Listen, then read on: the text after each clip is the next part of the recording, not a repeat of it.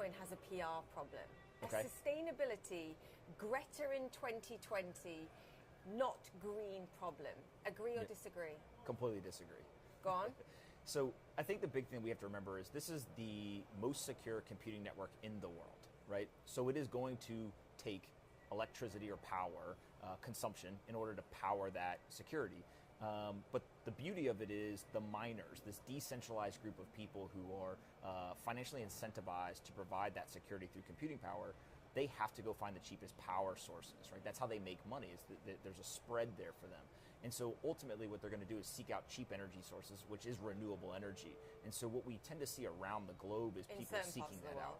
Yeah, what we just see is we see people looking for the cheapest power, which is renewable power.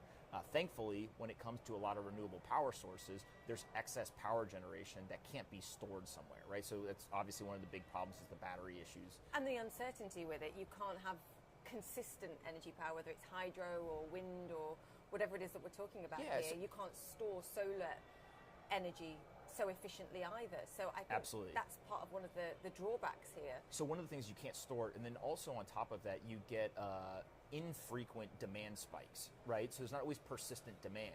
When it comes to Bitcoin mining, all of a sudden now if I have a renewable energy source, I don't have to worry about storing all that power because I can just install more machines and I have a persistent demand. At all times, I can always have my machines running, consuming power, and securing this blockchain.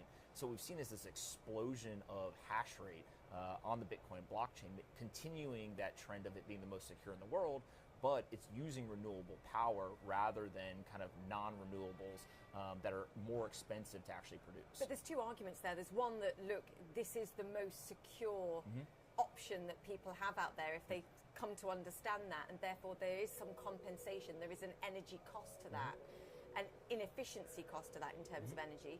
But you also told me that around 70-75% of the energy being used right now is renewable. Where's that data coming from? Because there's fierce criticism when I look around the world, and China, of course, we know they're not clean. Yeah, so there's a lot of studies that have come out. I'm the first to admit that each study, everyone can pick and choose what they like out of it, they don't like out of it, etc. The general consensus in those studies is 60 to 80%, right? So call it 70, 75%, 60%, 80%, whatever the number is. It's much more than people think is renewable, right? And on top of that, where we see dollars flowing from the investment community is into these renewable-based solutions, right? So whether it's things around hydro, solar, I've talked to a lot of people about using nuclear power plants. They have excess power generation, they can't store it. Well, all of a sudden, if it's actually cheaper and cleaner to use, could you start to use the nuclear power? I think there's a lot of options, but the best part about this is there's a financial incentive for miners to figure out how to innovate in this space, because if they are the leaders, there is a very, very big payoff at the end of it. Will it ever be less energy intensive? I mean, I've got some comparisons here. It was a report done last year. The comparable carbon footprint of Bitcoin mining is New Zealand's. Electrical energy use comparable to the power consumption in Chile. E-waste generation comparable to Luxembourg. Nation states in terms of energy consumption here and carbon footprint. Can it improve that? Or you're saying it doesn't matter, it doesn't have to, as long as it's renewable energy that's being used? Well, I think it's two things, right? So one is renewable makes that story very different than if it wasn't. It does. Right? And then second is because it's the most secure computing network in the world, you expect it to have that high energy consumption, but the hardware is also changing. So what you're seeing is much more energy efficient hardware coming into the market. So whether this is through chip designs or other hardware innovations, again, it just takes time to do this, right? There's real engineers working with hardware and there's atoms involved. And you just have to do scientific work to figure this out.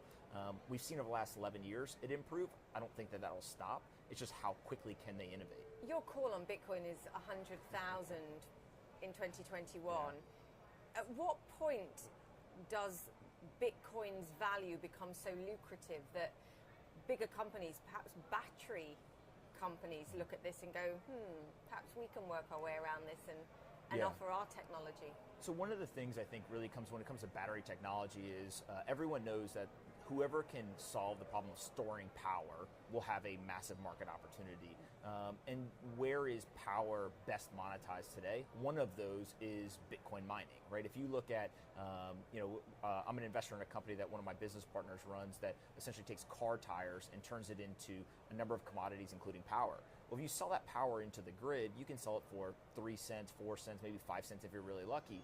If you then go and you mine Bitcoin with that same power source, you can generate 25, 30, 35, 40 cents. There's a pretty material increase in the financial performance of your power consumption by mining Bitcoin versus selling into the grid. Even the power companies are selling their power for 8, 9, 10, 12, 13 cents. So mining Bitcoin is actually so lucrative compared to these other power consumption models that I think over time, more and more of them will start to move in this direction. We're already seeing some of them start, but I think really when that price rises over the next kind of 18 to 24 months is where you'll start to see some really big companies move into the space. Elon Musk? Look, he's got probably some of the best battery technology in the market, and with Tesla, if all of a sudden those power walls either have slow sales in terms of going to homes, or he's able to figure out some kind of industrial model, I'm not one to say that he's not crazy enough to do it, and it's quite lucrative. Yeah, and look, and we know that he's aware of Bitcoin, right? He's talked about it. He thinks that paper money's going away, so he's very aware of kind of how all this is playing out. Again, it's probably a distraction for them in the short term, but at some point I do think entrepreneurs realize, hey, if these power packs actually work how they're promised, they can store power and I can use it to my advantage to mine Bitcoin, it wouldn't surprise me if somebody tries it. And you're comfortable then? We've talked about the PR situation that I think you have, you don't think you have. I don't have any PR, it's Bitcoin, but I don't think that Bitcoin is in a bad place either.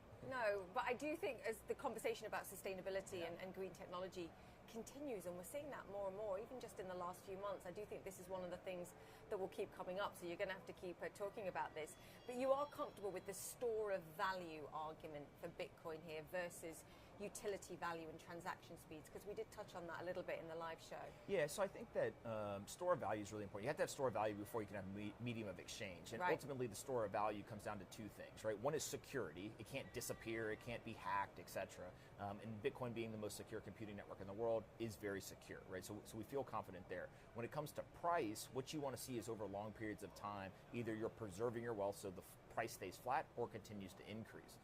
The monetary policy of Bitcoin relies on one thing, supply and demand economics. Artificially capped supply, demand increases, price will go up, right, in US dollar terms. And so again, if you zoom out, over the last decade, it's the best performing asset. Over the last 12 months, up 150%. In the last, 6 weeks or so, it's up 30%. So it's continuing to do exactly what it's kind of built to do.